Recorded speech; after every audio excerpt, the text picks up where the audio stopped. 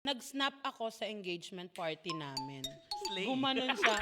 Slay akla. Pinapahiya na naman niya ako. Hindi lang sa friends at family nila, nadamay pati na yung mismong family ko. Tinititigan na ako ng masama ng mga magulang ko kasi minamata na naman ako ng tatay niya. Nagyayabang na naman na siya yung tamang lalaki para sa anak niya. Bakit parang... Ang weird. Parang uncomfortable na Oo, yun. super. Nakainom na ako at kusa gumalaw bibig ko.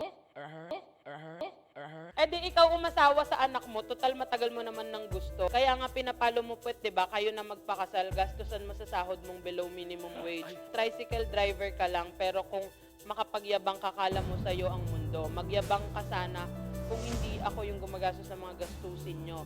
Maski bahay mong barong-barong, ako pa nagpagawa. Mic drop siya dun, B. Ngayon, mukhang maghihiwalay na kami ng GF ko kasi umiyak daw yung tatay niya sa kahihiyan at hindi man lang ako nag-sorry. Shit.